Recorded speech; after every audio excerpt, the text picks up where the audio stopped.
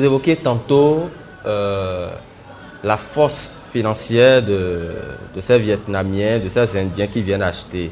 Vous, en tant qu'investisseur local, où vous n'avez pas les moyens que les autres ils ont de venir acheter à des prix un peu plus élevés que vous pouvez acheter ici, comment parvenez-vous à être compétitif sur le marché international? Hélas, nous devons nous adapter au marché international.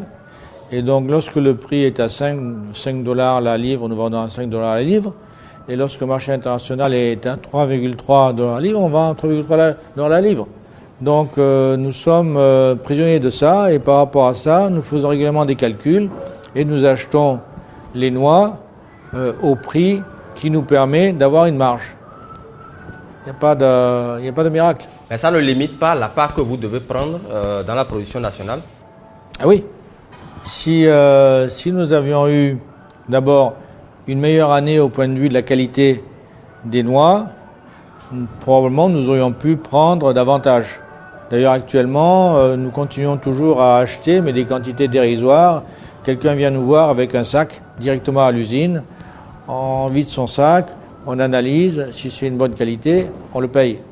Mais ce n'était pas une bonne année du point de vue de la qualité. C'est ça aussi le problème. Sans quoi, effectivement, on aurait pu aller plus loin, puisque actuellement, nous calculons le prix de façon à ce que ce soit rentable. L'année dernière, nous savions qu'on perdait de l'argent, mais on n'a pas voulu arrêter l'usine, parce que si vous perdez les 600, 800 femmes qui travaillent chez vous, vous les envoyez à la maison, l'année dernière, est-ce qu'on va revenir?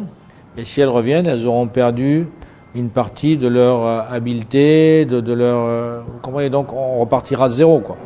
Alors que nous avons, depuis des années, formé donc les femmes qui travaillent chez nous à être aussi efficaces que des Indiennes, par exemple. Mais justement, vous avez une double casquette. Vous êtes investisseur, déjà, mais vous êtes président du Conseil des investisseurs privés du Bénin. Ouais. Déjà, comment parvenez-vous à encourager les autres investisseurs à venir dans une filière où vous-même, de votre expérience, vous voyez qu'il y a beaucoup de fluctuations, il n'y a pas de certitude. Comment vous les encouragez? Combien sont-ils aujourd'hui vraiment à s'y investir? Moi, je pense que il ne faut pas aller vers l'investisseur potentiel, il faut aller vers le gouvernement.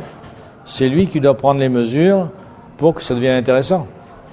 Si nous continuons toujours à avoir de tels handicaps par rapport aux Vietnamiens et aux Indiens, on va disparaître. Mais que fait l'État justement? Alors justement, c'est l'État, je pense qu'il commence à nous écouter, mais il faut qu'il nous écoute davantage et il faut qu'il prenne, je répète, le secteur cajou comme une priorité nationale. Le PAG prévoyait d'arriver à 300 000 tonnes de noix brutes produites et transformer 150 000 tonnes. Bon, pour arriver à 300 000 tonnes, je ne dirais pas que c'est impossible. En fait, c'est possible parce que si on pratique le surgreffage et qu'on arrive à donc peut-être même doubler la productivité des unités en question, si on est à 130 000, on peut passer à 260 000, donc on n'est pas très loin des 300 000 tonnes visées. Ça, c'est un. Après, sur l'aspect transformation, si on reste comme une espèce de canard qui est assis sur la mare et qui va prendre le coup de fusil du chasseur, il ne va rien se passer. Ce qu'il faut, c'est imiter les bonnes pratiques. Et par exemple, en Côte d'Ivoire, ils ont un système qui consiste à rétrocéder aux transformateurs une partie de ce qu'ils ont pris sur l'exploitation brute. C'est-à-dire que lorsque vous exportez 1 kilo d'amandes blanches, l'État vous abonde avec 400 CFA. Ce qui représente, puisqu'il y a 22% dans une noix brute, ça représente un avantage quand vous achetez de, par exemple, 90 CFA. Si vous rajoutez, bon, par exemple, l'année dernière, c'était grosso modo 130. Si vous rajoutez 130 CFA, la taxe à l'export, si vous rajoutez 130 CFA à 90, vous avez 220 CFA. C'est-à-dire que vous êtes un avantage par rapport à l'Indien ou au Vietnamien qui vient acheter de à peu près 200 CFA que vous pouvez payer davantage à votre planteur. Donc ça devient jouable. Si vous n'avez pas ça, c'est pas jouable. Oui, mais on n'a pas ça au Bénin.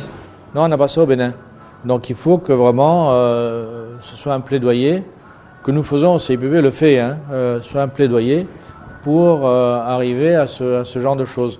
Si vous rajoutez le fait que le pays devrait pouvoir améliorer, doubler sa productivité, donc les gens dépenseraient pratiquement pas plus, sauf l'investissement de début pour surgreffer et pour abattre les arbres qui sont en trop. Le transformateur, le planteur pourrait gagner beaucoup plus. Et donc, on pourrait à ce moment-là fixer des règles qui iraient plus loin, qui diraient par exemple, pendant 2 mois, c'est au transformateur d'acheter, et après ce mois, vous pouvez exporter. Parce qu'en fait, sans quoi, on va rester dans un système colonial où finalement, on produit des matières premières, et puis on les exporte, et puis d'autres, on a la valeur ajoutée. Actuellement, le colonisateur, c'est l'Indien et c'est le Vietnamien, si vous voulez. C'est un peu ça la réalité.